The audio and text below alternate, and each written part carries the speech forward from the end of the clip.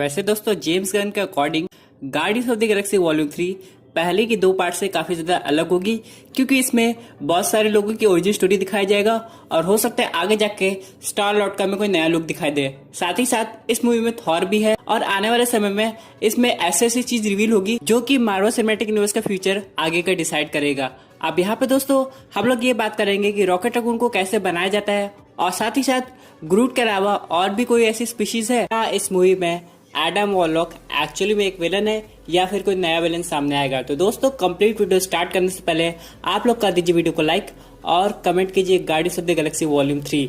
साथ ही साथ जो लोग मेरे चैनल पर नए आए हैं हमारे चैनल को सब्सक्राइब करके हमारी कॉमिक बुक टॉक्स फैमिली का हिस्सा बन जाइए। तो दोस्तों सबसे पहले हम लोग बात करते हैं यहाँ पर रॉकेट रकून की।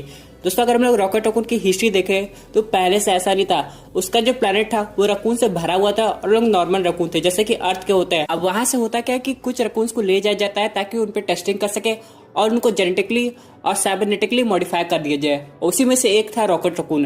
अब यहाँ पे रॉकेट रकून को टेस्ट करने के बाद रॉकेट रकून के पास काफी ज्यादा इंटेलिजेंस आ गई थी और फिर वहां से वो भागना चाहता था।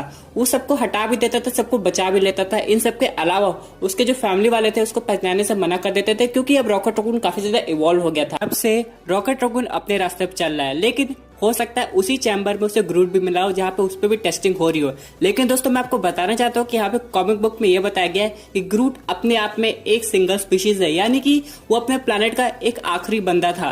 इसके बाद यानी कि ग्रूट जैसा कोई नहीं हो सकता। लेकिन guardians of the Galaxy volume 1 में हम लोग ये देखते थे कि ग्रूट जब अपना सेक्रीफाइस करके खत्म हो जाता है तो उसी में से एक नया ग्रूट बन के सामने आता है। तो इसका मतलब ये है कि ग्रूट अपने ब्रांचेस से अपने जैसे और ग्रूट बना सकता है। दोस्तों ये तो मूवी देखने के बाद ही पता चलेगा। लेकिन यहाँ पर अगर हम लोग बात करें मार्वल सिनेमैटिक यूनिवर्स की तो जेम्स गन के अकॉर्डिंग इन्होंने ये कहा है कि यहाँ पे चाहे बात हो रॉकेट की ओरिजिन स्टोरी की या फिर ग्रूट की ओरिजिन स्टोरी की, दोनों का पास्ट लाइफ कॉमिक बुक से काफी ज्यादा अलग होगा दोस्तों। इसलिए यहाँ पे ये मूवी देखने में पता चलेगा कि क्या एक्चुअली में रॉकेट रकून के साथ ऐसा हुआ था या फिर उसका क्रिएटर कोई और ही काम किया था उसके साथ। इन सब के अलावा दोस्तों यहाँ पे एक और बात है, यहाँ पे जो हम लोग मैंटिस को जानते हैं जो कि guardians of the Galaxy volume 2 में हम लोग को दिखाई दी थी, वो हो सकता हो स्टार लॉर्ड की बहन हो।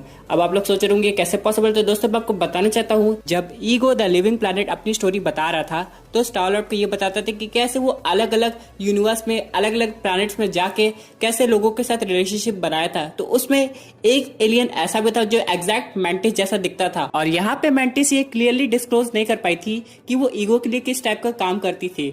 इसलिए यहाँ पे अभी तक उसकी ओरिजिन स्टोरी एग्जैक्टली नहीं पता चल पाई हम लोग को। और यहाँ पे ये बाद में हो सकता है मैंटिस के थ्रू रिवील हो कि पीटर जेसन क्विल उसी का भाई है। दोस्तों चलिए इसी के साथ बात करते हैं कि एक्चुअल में इस मूवी का विलन कौन होगा। तो दोस्तों यहाँ पे जो विलन होगा वो एग्जैक्टली रॉकेट रकून का क्रिएटर है जो कि है हाई इवोल्यूशनरी।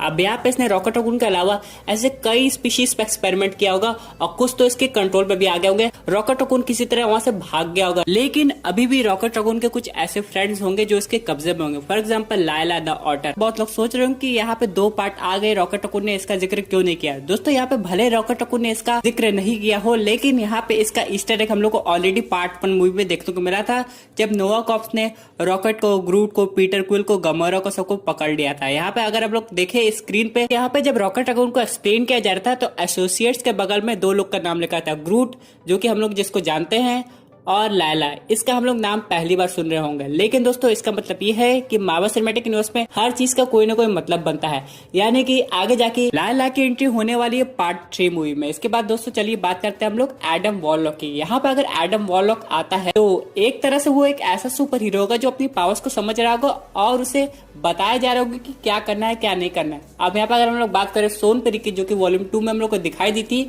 वही इसे बना रही है और वो बोल रही कि उन सारी स्पीशीज में से सबसे ज्यादा इवॉल्व स्पीशीज वही होगा, यानी कि जिसका नाम वो एडम बोल रही है। अब यहाँ पे अगर हम लोग एडम वॉरलॉक को कंपेयर करें, इसका कैरेक्टर डेवलपमेंट विजन से कंपेयर किया जा सकता है। मैं इसकी पावर्स की बात नहीं कर रहा, ये विजन से कई गुना ज्यादा स्ट्रॉन्ग है। लेकिन अगर हम लोग बात करें इसके समझ की, तो जैसे विजन धीमे धीमे सब कुछ समझ रहा था, फिर इसके बाद उसने सही के साथ दिया, वैसे ही एडम वॉरलॉक के साथ होगा। दोस्तों इन सब के अलावा यहाँ पे एक और चीज है कि यहाँ पे फ्यूचर विलन्स भी इसी मूवी से आ सकते हैं, जैसा कि थेनोस का अपीयरेंस हुआ था एवेंजर्स में, फिर एवेंजर्स एज ऑफ अल्ट्रॉन में, पोस्ट क्रेडिट सीन में। लेकिन guardians of the Galaxy volume 1 में प्रॉपर्ली हम लोग को थेनोस देखने को मिला था। वैसे भी ऐसा इसलिए हुआ था क्योंकि थेनोस का कनेक्शन नेबुला के साथ भी था और गमोरा के साथ भी था। लेकिन अगर हम लोग बात करें गैलेक्टस की, तो गैलेक्टस एक कॉस्मिक एंटिटी है और ये वाली मूवी भी एक कॉस्मिक यूनिवर्स की मूवी है, इसलिए कहीं ना कहीं गैलेक्टस का हिंट इन्हीं से मिलेगा। हो सकता है जो सिल्वर सर्फर हो, जो कि थॉर लव एंड थंडर में दिखने की काफी ज्यादा पॉसिबिलिटी है, वो इस मूवी में भी आ सकता है। और इन सब के अलावा दोस्तों Peter Jason quill, comic book में हम लोग ये देखें कि आगे जाके पीटर जेसन क्विल की एक नई आंख लगती है जिसे हम लोग कहते हैं साइबरनेटिक आईज, और इसके पीछे भी एक बहुत बड़ा इवेंट होता है। इन सब के अलावा दोस्तों यहाँ पे एक और बात है, बहुत से लोग कह रहे थे कि गार्डियंस ऑफ द गैलेक्सी का नया टाइटल होगा as Guardians of the Galaxy.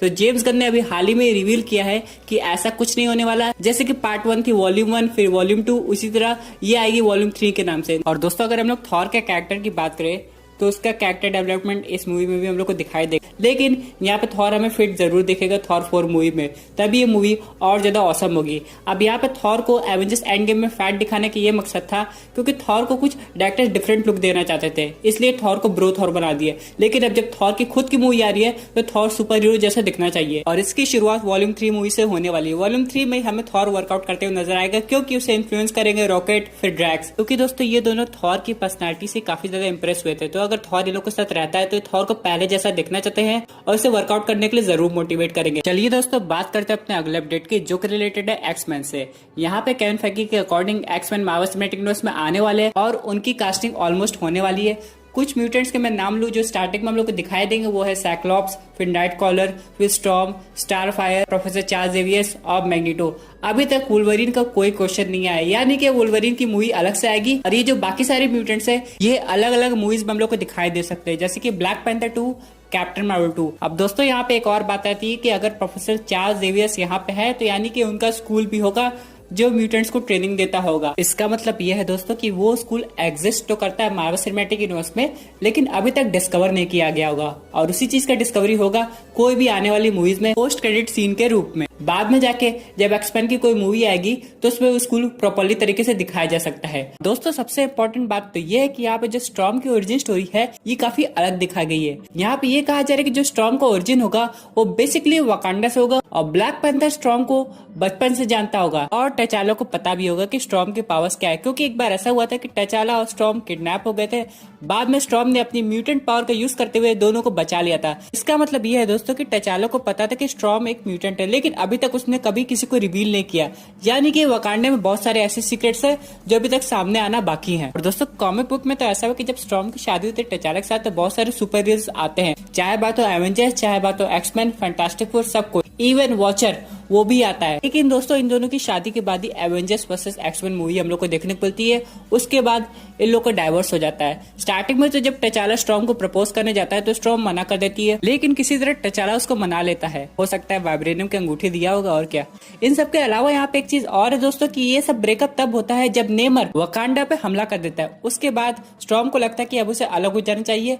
फिर जैसे ही एवेंजर्स वर्सेस एक्समैन की मूवी आती है, यहाँ पे हम लोग देखते हैं ब्लैक पैंथर और स्टॉर्म को एक दूसरे के अगेंस्ट फाइट करते हुए। तो क्या मार्वल सिनेमैटिक यूनिवर्स में ऐसा होगा? जी हाँ, बिल्कुल हो सकता है, लेकिन ये मूवी बनने में अभी काफी समय लगेगा, क्योंकि अगर पहला विलन अर्थ बेस का डॉक्टर डूम आ रहा है तो यहाँ पे एवेंजर्स और एक्समैन पहले एक साथ फाइट करेंगे। ऊपर से अगर एवेंजर्स वर्सेस एक्समैन मूवी बननी है तो पहले हर टाइप के म्यूटेंट को इंट्रोड्यूस करना पड़ेगा, उसकी पावर समझानी पड़ेगी, उन सब के बाद ही कोई पॉसिबिलिटी बनती है। बहुत से लोग ये भी सोच रहे होंगे कि अगर स्टॉर्म ब्लैक पैंथर के साथ आ जाती है तो फिर नाकिया का क्या होगा। तो दोस्तों नाकिया को हम लोग ब्लैक पैंथर 1 मूवी में भले देखे थे, लेकिन ना तो वो हमें एवेंजर्स इन्फिनिटी वॉर में दिखाई दी, ना तो एवेंजर्स एंड गेम के फाइनल बैटल सीन में दिखाई दी। इसका मतलब ये है कि वो ब्लैक पैंथर 2 में नजर आ सकती है, लेकिन ज्यादा समय के लिए नहीं, क्योंकि दोस्तों एवेंजर्स एंड गेम में लिटरली हर एक सुपर हीरो को दिखाया गया था, और नाकिया भी एक तरह से एक सुपर हीरो ही है, तो उसको भी तो इंट्रोड्यूस करना चाहिए था, लेकिन पता नहीं क्यों ऐसा हुआ नहीं। अब क्या पता ये ब्लैक पैंथर 2 में ये आती भी है कि नहीं आती है, या फिर ये किसी और मिशन पे चली गई हो, क्योंकि दोस्तों मार्वल सिनेमैटिक यूनिवर्स के फेज 4 और फेज 5 में बहुत सारा काम बाकी है।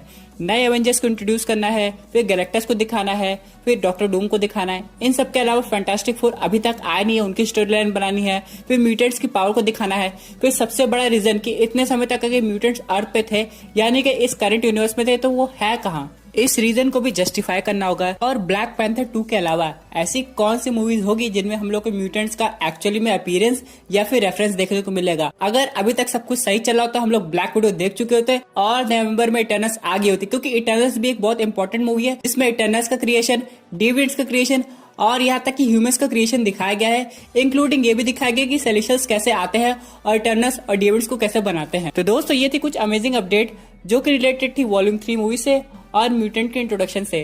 वैसे आपके क्या व्यूज है पर्टिकुलर टॉपिक पे, अपने व्यूज जरूर कमेंट कीजिएगा। और दोस्तों अगर आप ऐसी unique super hero content enjoy करना चाहते हैं तो हमारे चैनल को सब्सक्राइब करके हमारी सुपर हीरो फैमिली का हिस्सा बन जाइएगा। Thank you for watching.